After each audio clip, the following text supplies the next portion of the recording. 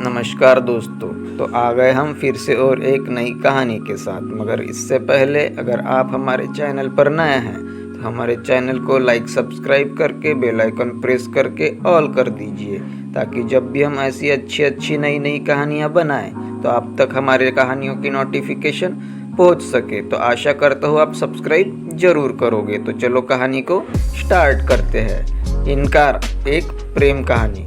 रात के अंधेरे में बैठकर वो अपने आंसू बहा रहा था। उसे लगता था कि वो अब और जी नहीं पाएगा। रह कर उसे वो घटना याद आती थी। किसी की याद उसे हर समय जला रही थी। वो एक मामूली सा मास्टर था जो कि कम तनख्वाह में सिर्फ अपना खर्च ही चला सकता था।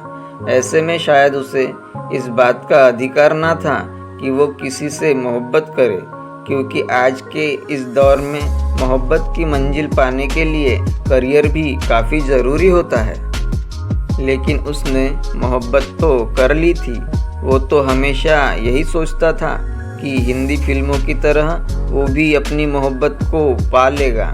लेकिन शायद फिल्म और हकीकत में यही फ़र्क होता है। उसे याद था कि जब वो अपनी महबूबा से मिला था, उसने कहा था कि जल्द ही घर वालों को रिश्ता लेकर भेज दो, वरना कोई और बीच में आ जाएगा और घर वाले उसका रिश्ता कहीं और कर देंगे। ये तो इसका दिल जानता था कि कैसे इसने घर के एक मेंबर को अपने रिश्ते के लिए तैयार किया था। समय गुजरते गुजरते सारे घर वाले इस रिश्ते के लिए राजी हो चुके थे। बस देर थी उनके घर रिश्ता लेकर जाने की। वहाँ से उसने भी ये यकीन दिला दिया था कि इनकार नहीं होने देगी, लेकिन होने को कोई टाल नहीं सकता। उस लड़की की माँ और बहन ही ये चाहती थी कि इस लड़के से इसका रिश्ता कर दिया जाए, और इसके पिता की सोच कुछ अलग थी। रिश्ता पक्का करने के लिए इसने जब उनके घर अपने घर वालों को भेजा तो उन्होंने बड़ी खातिर तवज्जो की, और लड़की की माँ ने फ़ोन करके अपने शौहर को बुलाया और बताया कि आपकी बेटी का रिश्ता आया है। आखिर लड़की के पिता घर आए और उन्होंने इन रिश्ता लेकर आने वालों से बड़ी ही मोहब्बत से मुलाकात की और गुफ्तगू शुरू की। इस बीच लड़की के पिता ने पूछा कि आपका लड़का करता क्या है, तो उन्होंने जवाब दिया कि अभी तो सिर्फ एक मास्टर ही है। तो वो बोले कि माफ़ कीजिएगा, मैं अपनी बेटी का हाथ ऐसे लड़के के हाथ में दे नहीं सकता जिसका अपना कोई करियर ही नहीं है। वो मेरी बेटी को कैसे खुश रखेगा। तो इन्होंने जवाब दिया कि लड़का लड़की आपस में मोहब्बत करते हैं। तो वो बोले कि सिर्फ मोहब्बत से घर नहीं चला करते, घर चलाने के लिए आमदनी की ज़रूरत होती है, और आपके लड़के की इतनी आमदनी नहीं है कि वो मेरी बेटी को खुश रख सके। पहले अपने लड़के का करियर बनाओ, फिर उसकी शादी की फिक्र करो। ये सब बातें सुनकर घर वाले खाली हाथ लौट आए। जब इसने पूछा कि अम्मा क्या हुआ, रिश्ता पक्का हुआ या नहीं, तो घर वालों ने बताया कि ये बात हुई, और उन्होंने कहा कि पहले अपने लड़के का करियर बनाओ, फिर शादी के लिए सोचना।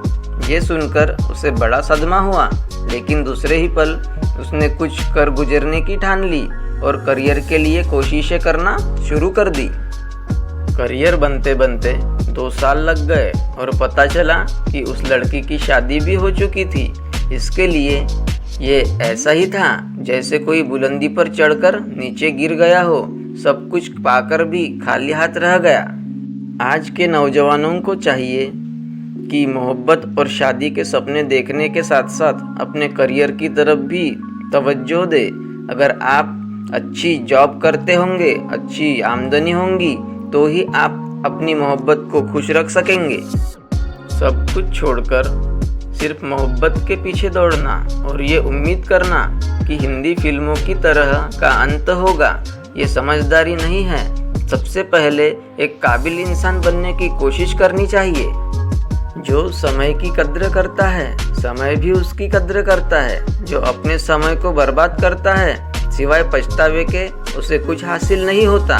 इस लघु कथा के जरिए मैं सिर्फ इतना ही कहना चाहता हूँ। तो दोस्तों, यह कहानी कैसी लगी तो कमेंट बॉक्स में ज़रूर बताएं और हमारे चैनल को लाइक सब्सक्राइब करके बेल आइकन प्रेस करके ऑल कर दीजिए, ताकि जब भी हम ऐसी अच्छी अच्छी नई नई कहानियाँ बनाएं तो आप तक हमारे कहानियों की नोटिफिकेशन पहुंच सके। तो आशा करता हूँ आप सब्सक्राइब ज़रूर करोगे।